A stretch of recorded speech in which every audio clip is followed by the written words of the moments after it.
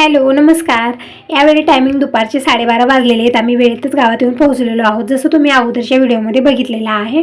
घरातनं मी 10:30 वाजता निघाले. मग तिथून एस टी जी आहे ना कमलनगरहून सोनाळला 15-20 मिनिटांमध्ये येऊन पोहोचली. मग पूजा पण त्याच एस टीत आली. मग आम्ही भालकीला उतरलो आणि भालकीमधून लगेच आम्हाला एस टी भेटलेली आहे म्हणून आम्ही लवकरच येऊन गावात पोहोचलो आहेत वरवटीमध्ये. तर गेलो होतो घरी आम्ही काकाच्या. म्हणजे अगोदर असा विचार होता की डायरेक्ट आम्ही मंदिरातच येऊ आणि लक्ष्मी मातेचं पूजन ओटी भरण नैवेद्य वगैरे दाखवूनच मग परत काकाच्या घरी जायचं. मग तिथून लगेच आम्ही परत जायला निघूया थोडा वेळ बसून असा विचार मी केलेला होता. पण आम्ही जसं भालकीमधनं डुबळगुंडीला आलो तिथून जे आहे ना एस टी नाही आहे, तिथून ऑटोला यावं लागतं. आणि ते ऑटोवाल्या भैयानं ना तिथं सोडलं गावामध्ये. तिथून सुद्धा पायी आम्हाला काकाच्या घरापर्यंत आम्ही आलो. त्यांना मी म्हणलेलंही होतं की आम्हाला लक्ष्मी मंदिरापर्यंत नेऊन सोडा, पण नाही म्हणत होते ते. तर म्हणलं ठीक आहे, तिथंच उतरलेलं आहे. तिथून मग काकाच्या घरी गेलो, चहा पाणी झालं, थोड्या वेळ बसलो आणि लगेच आम्ही इकडं आलेलो आहोत देवीच्या मंदिराला. म्हणजे शेतामध्ये छोटंसं देवीचं मंदिर आहे, म्हणजे घरलक्ष्मी जे म्हणतात ना तसं, म्हणजे घरलक्ष्मी आहे आमची. तर अगोदर मी पूर्ण मंदिरची साफसफाई करून घेतलेली आहे. म्हणजे फुलं हे ते खूप सारं झालेलं होतं, इथं सगळं स्वच्छ केलं आणि नैवेद्य काढून घेत आहे. म्हणजे जी ही पूजेची सामग्री आहे त्या अगोदर काढून घेते.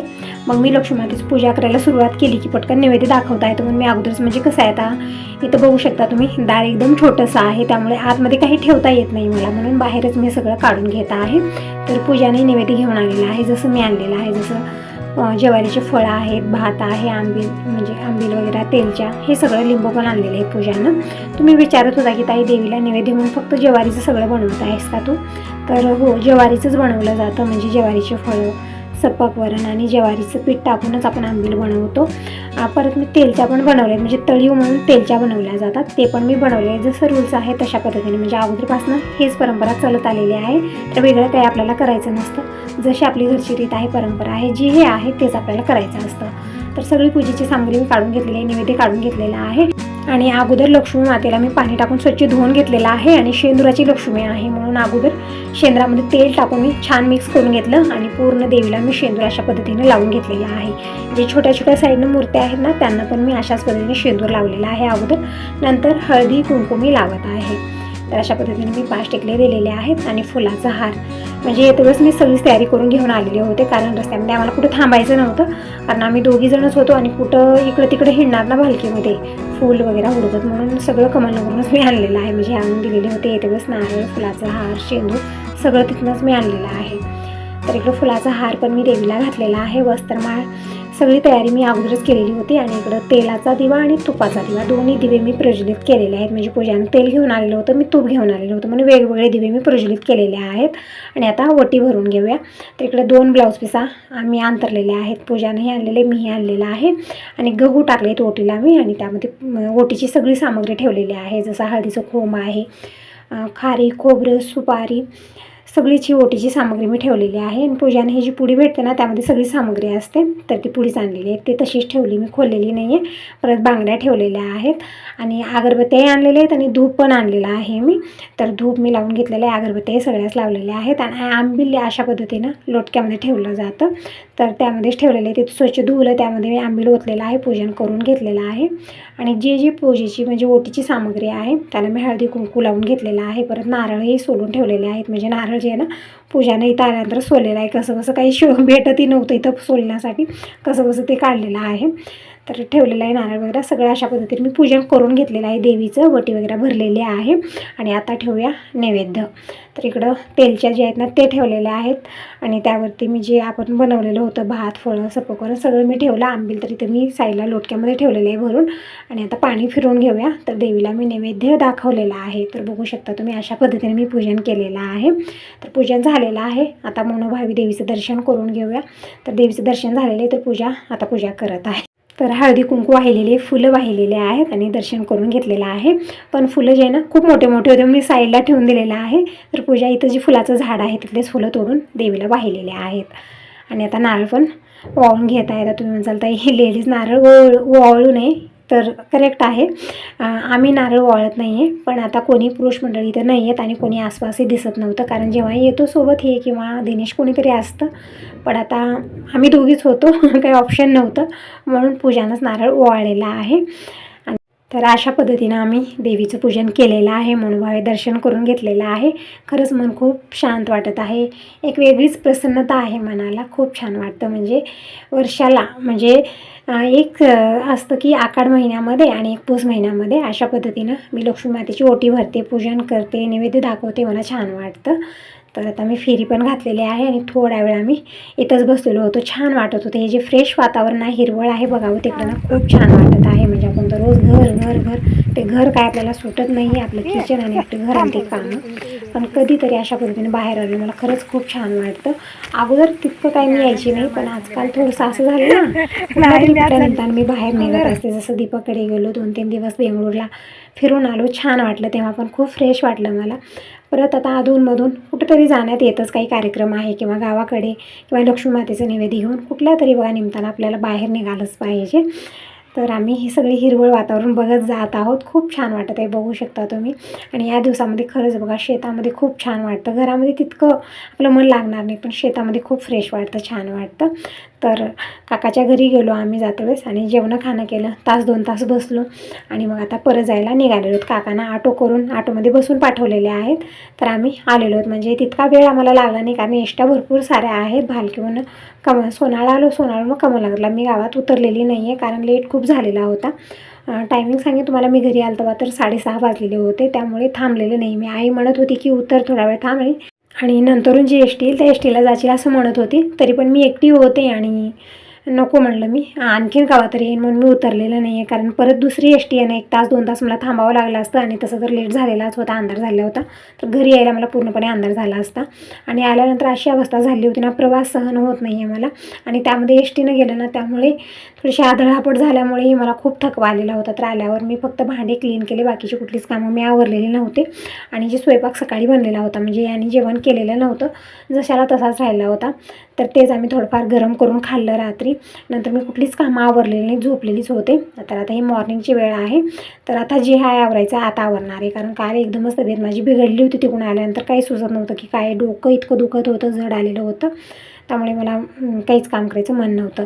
तर काल मी तिथं टोस्ट पण घेतलेले होते. तर ते टोस्ट मी असे ठेवले होते, ते पण मी डब्यात काढून ठेवलेले आहेत, कारण मुंग्या खूप लवकर येतात. पेरू आणलेले होते, ते पण मी काहीच काढले नव्हतं कवरमधलं, आता काढून ठेवलेलं आहे. आणि इकडं दूध पण गरम करून घेतलं, चहा बनत ठेवलेला आहे. म्हणजे आता ही मॉर्निंगची वेळ आहे आणि आजचा वार शनिवार आहे. म्हणजे तुम्हाला तारीख वार सांगितलं की तुम्हाला समजून जातं की हा कुठला व्हिडिओ आहे. तर इकडं चहा पण बनलेला आहे आणि टोस्ट पण खायला घेतलेले आहेत. तर या तर मग सगळेजण मॉर्निंगचा चहा घ्यायला आणि टोस्ट पण आहे सोबत. तर अगोदर मी चहा एन्जॉय करते आणि मग बाकीची कामं आवरणार आहे. आणखीन थकवा गेलेला नाही आहे पूर्णपणे, खूप थकल्यासारखं वाटत आहे मला.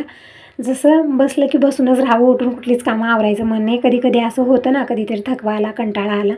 काल तर खूप धावपळ होती जाण्याची मला. तर त्यावेळेस सुचत नाही की आपल्याला थकवा आलेला आहे का काय होते, कारण त्यावेळेला एक वेगळंच आपल्या डोक्यात चालत असतं की लवकर आवरायचं आहे, लवकर आवरायचं आहे.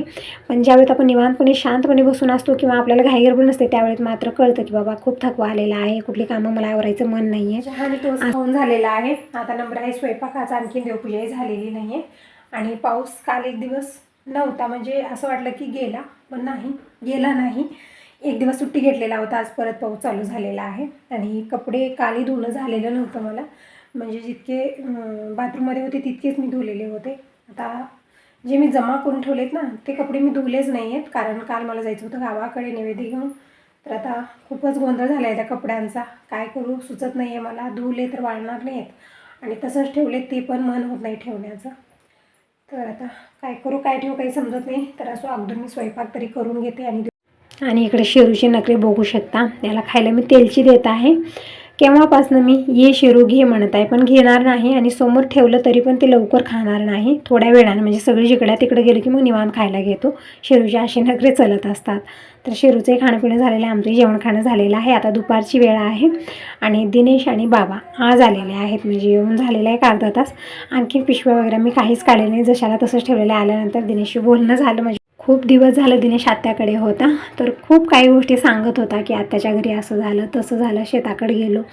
बाहेर गेलो, म्हणजे निलंग्याला गेलो, तिकडे गेलो, इकडे गेलो, म्हणजे एक दिवसही घरी राहिले नाही मम्मी. आम्ही खूप फिरण्यावर होतो, खूप एन्जॉय केलं. मला यायचं मन नव्हतं, त्याचं वेगळंच चालू होतं. तर तेच म्हणत मी बसलेली होते आणि थोडेफार चेंजेसही मी केलेले आहेत. म्हणजे इकडे जे टेबल वगैरे होतं, म्हणजे टी टेबल तिकडे ठेवलेलं आहे. दिनेश तेच म्हणत आहे, मी 4 दिवस काय गेलो मम्मी, पूर्ण घरच तू चेंज करून ठेवलेलं आहे, काही जागेवर नाही आहे, सगळं इकडं तिकडं तिकडे इकडं केलेलं आहे. तर दिनेशला तेच म्हणत होती की तू घर सोडून कधीही जाऊ नको, नाहीतरी तू नंतर येईपर्यंत घर पण तिकडल्या साईडला होईल. चालू होतं आमचं. तर आता मी बॅग जे आहे ना ते काढत आहे आता. तर इकडे ही जी बॅग आहे, कपडे भरले, त्यामध्ये दिनेशचे आहेत, बाबांचे आहेत, परत ओले कपडे काही आहे जी धुलेले आहेत ते पण काढून उन्हाला टाकते. म्हणजे ऊन तर नाही आहे, असंच हवेला टाकणार आहे. परत शेंगा दिले ताईनं, शेंगा पण काढले. त्यांनी काढता काढता थोड्याफार सांडल्या. म्हणजे जेव्हाही घाई गडबड करते ना त्यावेळेस माझ्या हातातून काहीतरी सांडायला मला होतं. ते पण मी काढून ठेवलेलं आहे. आणि कपडे सगळे मी ह्या पिशवीत भरून ठेवते आहे. म्हणजे बाबांचे कपडे काही नवे आहेत, त्यामध्ये काही जुने आहेत, काही धुलेले आहेत. तर असे कपडे मी वेगवेगळे करत आहे. जे नवे आहेत ते सगळे मी कवरमध्ये, या पिशवीमध्ये भरून ठेवलेले आहेत. परत दिनेशचे कपडे थोडेफार आहेत तिकडे स्टँडमध्ये ठेवते, जे दररोज घालण्यासाठी लागणार नाईट पॅन्ट, टी शर्ट हे सगळं. परत या बॅगमध्ये काय काय ते बघत आहे. तर दिनेश शेतवेळेस हे जे पेड्याचं पुढं आहे ते घेऊन आले. म्हणजे मैसूर पाक आहे एक प्रकारचं, ते पेड्यासारखं ते आणलेलं आहे. परत ताईनं चिंच दिलेली आहे. परत मोहरी पण दिलेली आहे, म्हणजे त्यांच्या शेतामध्ये येतात मोहरी पण दिलेली आहे. तर सगळं मी काढून ठेवत आहे. थोडीफार मोहरी बॅगमध्ये सांडलेली आहे. तर दिनेशला तेच म्हणते की बाहेर नेऊन ते म्हणजे बॅग जी आहे ना झटक येतात, इथं नको, इथं कचरा खूप होणार आहे. तसं तर घरभर कचरा आणि ते काळ्या मुंग्या खूप झालेल्या आहेत. तर एक वेळा मी झाडू मारूनच घेणार आहे. आणि इकडं ताईनं दिनेशला कपडे घेतलेले आहेत. म्हणजे म्हणत होता की काल गेले होते निलंग्याला, तिथंच कपडे वगैरे घेतलेला आहे. तर जे अगोदरचे कपडे होते ते सगळे पिशवीत भरून घेऊन आलेलं आहे. तर ते सगळे मी काढलेले आहेत. थोडेफार ओले पण होते, सगळेच काढलेले आहेत. आणि आता पूर्ण घरात एक वेळा झाडू मारून घेते आणि सगळं मी आवरावर करते. अगोदर मी हे पिशव्या जे ठेवले आहेत ना चेंज वगैरे सगळे मी काढून ठेवते आणि मोहरी एका डब्यात भरून ठेवते. थोडीफार डाळ पण दिली आहे, ती उडदाची डाळ. म्हणजे इथं भेटते उडदाची डाळ, पण ती इतकी व्यवस्थित भेटत नाही आहे. त्यामुळे ही जी घरची डाळ असते ना वरणासाठी एकदम छान टेस्टी वरण बनतं. तर थोडीफार डाळ पण ताईनं दिलेली आहे. आणि इकडे जे दिनेशने पेढे आणलेले होते ना ते पण मी खायला घेतलेलं आहे. आणि आता या अगोदर मी कपडे भरून ठेवत आहे. सगळे कपडे जे आहे ना स्टँडमध्ये, म्हणजे जसं लागतात आपल्याला, नवीन कपडे एका साईडला, जे रेग्युलर कपडे आहेत ते एका साईडला स्टँडमध्ये असं ठेवलेले आहेत. म्हणजे सगळं यावेळी व्यवस्थित ठेवणं गरजेचं आहे, तेव्हा कुठं आपल्याला सकाळी लवकर भेटून जातं. तर हे बॅग वगैरे सगळ्या मी रिकाम्या केलेल्या आहेत आणि तिकडच्याच रूममध्ये मी ठेवत आहे. म्हणजे जे ही एक्स्ट्राचा पसारा असतो ना मी तिकडेच ठेवत असते, ते दररोज लागत नाही आहे. तर तिकडे ठेवलेलं आहे. आणि ही जी हे चिंच आहे, परत मोहरी वगैरे आहे, ती किचनमध्ये मी घेऊन जात आहे. नंतर फटकून नीटनेटका करून डब्यात भरून ठेवते. हे सगळं मी जागेवर ठेवून देते आणि अगोदर पूर्ण घरात झाडू मारून घेते. तर हाच होता आजचा छोटासा व्हिडिओ कसा वाटला नक्की सांगा. पहिल्यांदा बघत असाल तर चॅनलला सबस्क्राईब करा, कमेंट करूनही नक्की सांगा की तुम्हाला माझे व्हिडिओ कसे वाटतात, आणखीन तुम्हाला काय बघायला आवडेल. आणि हे सगळं आवरावर केलं आणि बघू शकता कचरा खूप सारा झालेला आहे. तर अगोदर पूर्ण घरात मी झाडू मारून घेते